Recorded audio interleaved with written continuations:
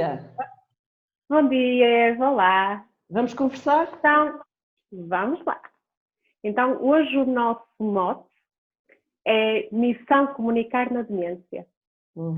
Então, vamos iniciar o nosso tema de hoje. Também na sequência do último episódio, do Achar de Conversa, né? Que tivemos a Susana Oliveira como convidada especial a falar deste tema. E acho que podemos começar. Sim, podemos. E foi por causa dessa última conversa que ficámos com vontade de conversar um bocadinho mais sobre a demência. Só para fazer uma introdução, vamos rever este tema rapidamente, então, o que é a demência? Sim. Então, demência é um termo abrangente para um conjunto de sintomas e sinais clínicos causados por doenças cerebrais que provocam o declínio em múltiplas áreas da cognição, como são, exemplo, a linguagem, a memória, a atenção e as funções executivas. Como existem causas da demência que afetam de diversas formas as várias regiões cerebrais, podemos ter também quadros clínicos diferentes, que é comum encontrar.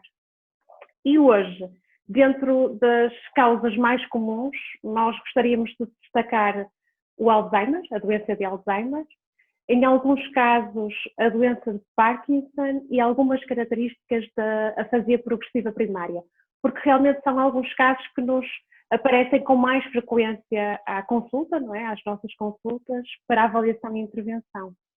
E é isto, não é? Assim, de uma forma global. É. Eu fiquei com vontade de falar um bocadinho sobre a afasia progressiva primária, mas se calhar depois vamos nos estar a alongar um bocadinho na conversa, poderá eventualmente ficar para outra conversa. Porque, de facto, como tu disseste, a doença de Alzheimer é a mais comum, a doença de Alzheimer e a demência vascular. Pronto, nós vamos falar, como a demência é assim um guarda-chuva, que abrange vários tipos de doença, nós também vamos falar de uma forma um bocadinho abrangente e depois, lá está, como eu já tenho dito antes e temos estado a falar noutros episódios, nós temos uma mala de ferramentas relacionada com a comunicação que vamos adaptando consoante a pessoa que temos à frente, não é? Isto é tudo adaptável. Então, como é que a demência afeta a comunicação? E afeta a comunicação, porque é que nós estamos aqui a falar disto? Afeta, sem dúvida. Tem um grande impacto na comunicação. Devido às alterações presentes, não é? Isto é, não só as alterações ao nível da memória, da atenção, mas também temos aqui um compromisso grande, não é?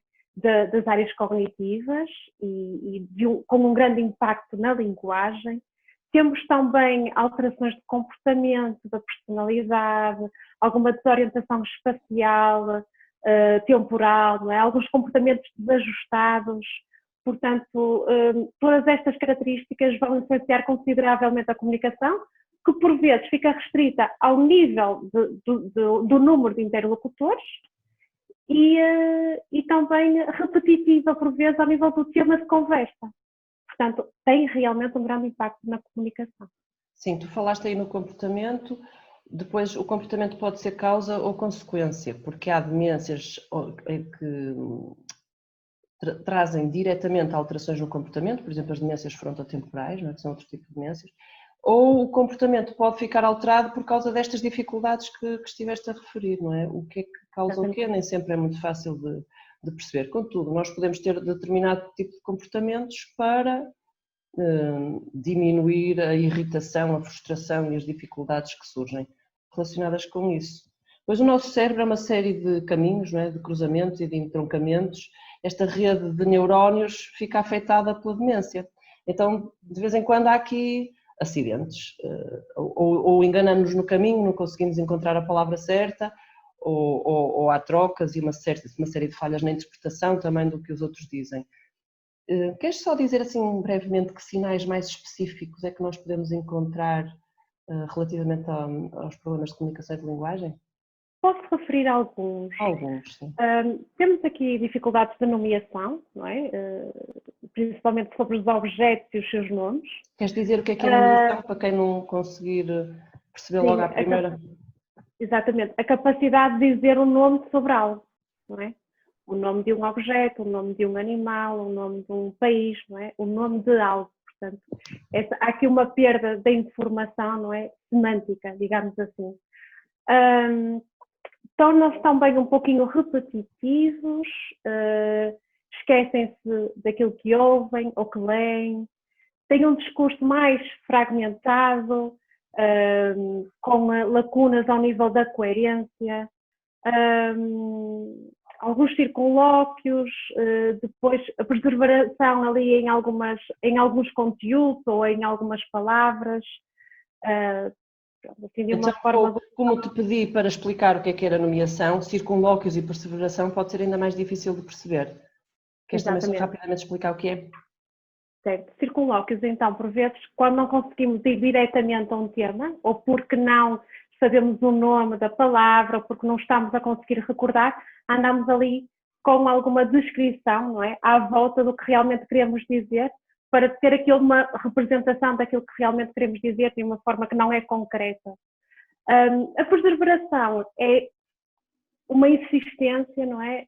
Numa determinada palavra, uma repetição de uma determinada palavra, de uma ideia, de um comportamento, que é algo repetitivo e que às vezes vem de uma forma descontextualizada também. Sim, sim, essas perseverações podem ser estereótipos de verbais ou de comportamento, de movimentos, comportamentos, sim.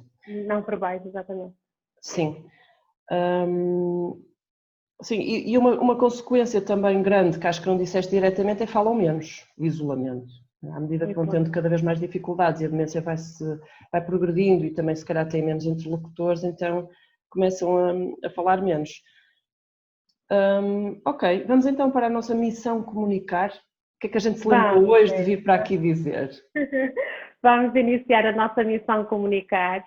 A Eva criou aqui um acrónimo para o conjunto de técnicas comunicativas e formas de estar com pessoas com demência. Eu acho que ficou muito interessante, por isso, Eva, partilha connosco. Vamos pensar sobre para ser mais fácil pensarmos sobre o tema, estruturarmos as nossas ideias e também para ser mais fácil apresentá-las, tentei agrupá-las em pequenos domínios e então chamei-lhe o POPEI. O POPEI, que é o positivo, orientação, perguntas, emoção e interação. E pensei então falar sobre cada uma delas assim em particular. A primeira, positivo, é ser gentil, delicado, cortês, ter conversas agradáveis, usar tópicos que sejam fáceis e simpáticos para a pessoa com demência. Esta alegria, a boa disposição são contagiosas, não é? Nós somos espelhos uns dos outros, já falámos um bocadinho sobre isso, e também desta forma implícita nós manifestamos algum afeto e algum respeito, não é infantilizar, nem mais uma vez não queremos ser condescendentes, mas nós todos já sentimos isso, não é? Nós temos mais empatia ou temos mais vontade também em comunicar com alguém se sentimos da parte do outro, através destas formas menos conscientes, esta sintonia, vá. Não sei se te parece uma coisa pertinente, eu acho que pode não parecer muito técnico, mas é muito importante. Eu acho que é mesmo, sim, muito positivo e aqui a comunicação ocupa um papel terapêutico, não é? Mesmo auxiliando a pessoa na diminuição da ansiedade, da depressão, não é? Eu acho que é algo mesmo muito importante e este teu tópico é um tópico que eu acho muito forte. Sim, a tristeza e a depressão estão muitas vezes presentes e às vezes até é difícil perceber o que é que está lá a acontecer. Pronto, era o P, positivo, o primeiro P. Depois eu tinha um O, orientação. Ajudar a orientar para a conversa, porque como tu disseste também, e a Susana referiu no episódio anterior, e que eu gostei da expressão da Susana, perdem o fio à meada, esta coesão e a coerência, este perder o fio à meada. Então nós temos que ajudar a orientar para a conversa, sem estar a chamar a atenção diretamente para o assunto, nem ralhar. Podemos repetir palavras-chave, não é? Para termos ali o tema da conversa presente, dar algum tempo, não tempo demasiado, mas dar algum tempo para uma resposta. Falaste nas dificuldades de nomeação e nos circunlóquios que estão associados, não é? Quando eu não consigo dar um nome a uma palavra, encontrar um nome, se a minha parte semântica continua preservada, eu consigo explicar o que é que eu queria dizer, então podemos subtilmente dar a palavra ou reformular. Temos, na minha opinião, que ter aqui algum cuidado porque a outra pessoa não ficar ofendida, não é? Não podemos intervir demasiado, nem acabar constantemente as frases por eles. Isto agora vai depender também da personalidade de cada um e da forma como o fazemos, mas em algumas situações acho que isso pode ser bem feito e é aceitável. E as tais frases curtas, simples, não infantilizadas, mas simples, sem palavras ambíguas. Nós damos então os nomes às coisas, não dizemos nem ele nem ela, mas os nomes das pessoas, os nomes das coisas, o isto, aquilo, evitar essas palavras vazias para sermos nós a dar conteúdo e a orientar para a conversa, que eu acho que se pode fazer tudo de forma bastante sutil. Certo. E aqui às vezes eu penso em algo individualizado, não é? Personalizado. Mas apesar destas estratégias serem assim globais e que podem ser utilizadas por várias pessoas, não é? Por vários parceiros comunicativos, em termos de atuação terapêutica, não é? Isto tem que ser muito individual, muito adequado àquela pessoa, não é? Ao seu historial. E acho que são excelentes estratégias. Ao historial e à personalidade, isso é fundamental. Nós estamos aqui a falar das coisas, não estamos a apresentar receitas, não é? E a ideia de eu apresentar o acrónimo não é dar receita para ninguém, é só uma forma de organizar as ideias. Acho que é muito pertinente esse teu comentário, sim, isso é fundamental. Pronto, já dei o PO, o positivo e a orientação, e tenho outro P a seguir, o POP, agora estou no POP. Perguntas. Já falámos das perguntas, as perguntas são importantes, a gente faz sempre muitas perguntas, e a ideia aqui é estruturar a forma como fazemos as perguntas, que podem ser abertas, que são as que dão mais aso a uma boa conversa e que cada pessoa participe da sua forma mais personalizada, mas podem também trazer mais dificuldades para quem não consegue encontrar palavras, perde o fio à meada, para todas aquelas dificuldades que nós já falámos. Então, se a pergunta aberta não funciona, estruturar um bocadinho mais, afunilar, dar escolhas para as respostas, fazer perguntas de sim e de não, pronto, as perguntas. Exatamente. Olha, se calhar neste tópico, não é? Também é importante estarmos todos atentos e atentas ao limiar de cansaço da pessoa, não é? Porque eles às vezes dão-nos alguns indicadores, ou levantam-se, ou têm aqui um comportamento de saída, não é? Ou querer mudar de assunto, não é? E estarmos atentos a esses pormenores, que às vezes estamos tão preocupadas com as perguntas que estamos a fazer, ou a forma como estamos a fazer, e temos que olhar para a pessoa e perceber se chega de perguntas ou se podemos continuar e orientar. Mais uma vez, uma chega muito pertinente, sim, estar atento ao outro, exatamente. A gente às vezes foca-se demasiado naquilo que nós estamos a fazer e estamos mais preocupados connosco e perdemos esses sinais, muito importante, sim. Isso também se consegue com a experiência, acho eu. Claro. Por isso é não evitar estas conversas, não evitar estas situações desagradáveis e depois elas vão se tornando mais fáceis. É uma dica. Então, POP, agora vou pôr um E, emoção. Eu acho que este, para mim, para nós, talvez, principalmente para quem não é psicólogo, se calhar é a parte mais difícil. É tentar perceber o que é que está a desencadear um determinado comportamento que nós não estamos a gostar, ou que está a ser desafiante, ou que está a causar conflito. É ir à emoção. Porquê é que a pessoa se está a comportar daquela forma? Pode haver um motivo. E assim nós evitamos esse confronto. Por exemplo, eu lembro-me de um senhor que achava constantemente que estava a ser roubado, era muito desconfiado e era muito desagradável porque desconfiava de toda a gente. Se calhar não conseguia encontrar alguma coisa, ou tinha-lhe mudado alguma coisa de sítio, tentar perceber porque é que aquela pessoa está tão preocupada com aquilo e estava-se sempre a levantar e era desagradável. A tristeza, porque é que as pessoas estão mais tristes naquele dia, não sei, há uma série de perguntas, se calhar, que nós podemos fazer. Está muito triste porque acha porque de repente se lembrou que a mulher morreu. Podemos então pedir para falar sobre a mulher, se calhar abordar esse assunto diretamente. Pode ser a parte mais difícil e para mim acho que é. Exato, eu tentar descobrir, não é? Há aqui uma representação concreta através de um comportamento ou através da tal perseveração em termos de assunto, não é? E que se calhar isso vem, não é? Por algum motivo emocional, não é? Interno à pessoa, e se chegarmos ou nos aproximarmos, não é? Talvez consigamos tornar as coisas mais leves.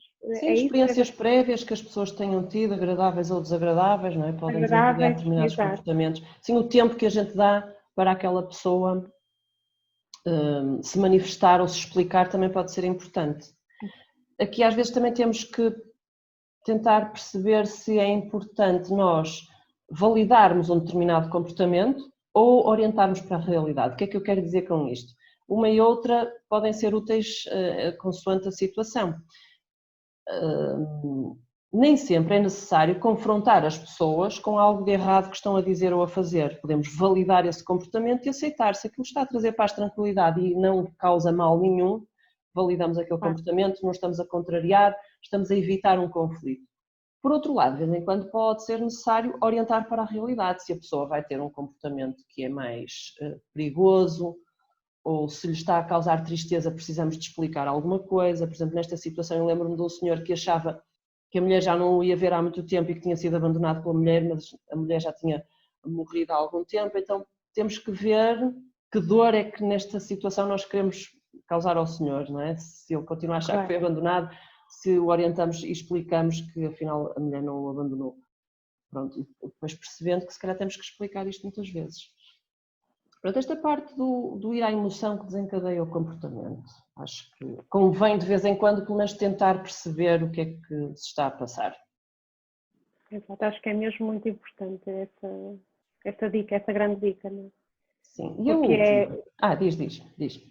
Não, iria dizer porque realmente faz com que consigamos diminuir aqui situações de conflito, de frustração, de ansiedade extrema, não é? Portanto, essa adequação e o tentar perceber o lado da pessoa. E perceber as nossas próprias emoções, porque é que a gente de vez em quando reage de uma determinada maneira, não é? Se calhar naquele dia também estamos mais chateados com outra coisa qualquer. E por último, para fazer o Popeye, eu pus um I, de interação. Na interação se calhar é um bocadinho abrangente, abrange um bocadinho de tudo, mas há aqui aspectos importantes relacionados com aquilo que nós chamamos a pragmática. Pronto, a forma como interagimos com uma pessoa com demência pode influenciar e determinar os comportamentos. Tem a ver com a expressão corporal e com os gestos, reforçar aquilo que dizemos com a expressão corporal, com os gestos, com a forma como dizemos as coisas, a nossa prosódia, o ritmo, a entoação, fazer contacto ocular, usar o toque físico quando é necessário, respeitar também o espaço dos outros, não é? Não sermos demasiado invasivos, e ainda incluir aqui uma coisa que tem a ver com a memória, como falámos aqui na demência de Alzheimer, e os problemas de memória estão muito presentes. Acho que é importante também incluir em todos os outros tópicos as pessoas com demência falam geralmente do antigamente, gostam de falar muito do antigamente e são muito repetitivos às vezes a contar histórias, mas isso tem um motivo até biológico. Consoante as áreas do cérebro que estão afetadas, normalmente o que surge primeiro são as dificuldades com a memória de curto prazo, ou seja, aquilo que aconteceu, o que é que tomou ao pequeno almoço, não se lembra, o que é que fez ontem, não se lembra, porque essa é a área do cérebro que fica afetada. Então, lembram-se melhor das coisas do antigamente. Se calhar é isso que nós vamos ter que fazer, não é? Evitar confrontar com essas dificuldades relacionadas com a memória de curto prazo. E também dentro das memórias de longo prazo, não sei se não estou a ser muito confusa a falar dos tipos de memória, se achares que eu estou a ser confusa, Olímpia, depois tu clarificas. Dentro das memórias de longo prazo, nós temos uma memória que é a memória mais episódica, relacionada com factos, acontecimentos, eventos, e a memória semântica, que são os conhecimentos que a pessoa tem do mundo. E também temos que prestar atenção se um destes tipos de memória está mais afetado que o outro. Se calhar conseguem-se lembrar de uma viagem que fizeram, ou não se conseguem lembrar, melhor, de uma viagem que fizeram a Paris, ou têm aquelas memórias um bocado mais confusas, mas conseguem-se lembrar que Paris é a capital de França. Não é? Então esta última é a memória semântica, é o conhecimento que têm do mundo, e a outra são os acontecimentos, qualquer coisa que se faça. Os factos. Por isso temos que ver o que é que nós podemos usar, não é, para tornar a conversa mais positiva, mais orientada, e que desencadeie menos emoções de irritação e frustração. E pronto, e foi assim que eu me lembrei de organizar aqui uma série de... Sim, este tópico de interação realmente é aquilo que nos permite envolver bastante a pessoa, não é? E melhorar aqui até a eficácia comunicativa da pessoa. Portanto, eu acho que estes 5 tópicos são excelentes e ajudam a perceber, e foste muito clara, Eva, ao explicar os tipos de memória, e acho que estes tópicos nos ajudam realmente a enquadrar melhor e até a memorizar melhor estas estratégias. Acho que foi aqui um excelente acrónimo da tua parte. Muito obrigada. Mas falaste aqui em conflitos. Eu tinha aqui uma questão. É aceitável dizer mentiras a uma pessoa com demência? É uma boa pergunta. A parte das mentiras é desafiante até quando estamos a educar crianças, não é? Mentir é feio, mas a gente mente de vez em quando, porque de vez em quando não é assim tão feio, não é? É fácil mentir a uma pessoa com demência, porque eles estão mais vulneráveis, não é? Eu acho que não nos devemos aproveitar dessa facilidade. Não é aceitável mentir, mas há situações em que poderemos ter que o fazer, porque imagina que têm um comportamento agressivo, muito repetitivo e perseverante, querem fazer algo que lhes pode causar dano ou ser perigoso. Por exemplo, querem conduzir para ir a algum lado, temos que esconder a chave do carro ou dizer que o carro foi para arranjar, porque não podem ir conduzir. Aí, pronto, lá está. Quais são as mentiras brancas, aquelas que a gente pode dizer ou não que são inofensivas? Temos que fazer isso de uma forma sensata, sem nos consciente, claro, da situação. Acho que isso é uma questão de bom senso, no fundo, não é? Claro, isso mesmo. Tem aqui algumas formas de prevenir a demência. Consegues-nos dar aqui alguns exemplos? Com o envelhecimento da população, cada vez é mais prevalente. E têm sido feitos muitos estudos à volta da demência e formas de prevenir a demência, já há algumas sugestões. Não há fórmulas mágicas, até porque há vários tipos de demência.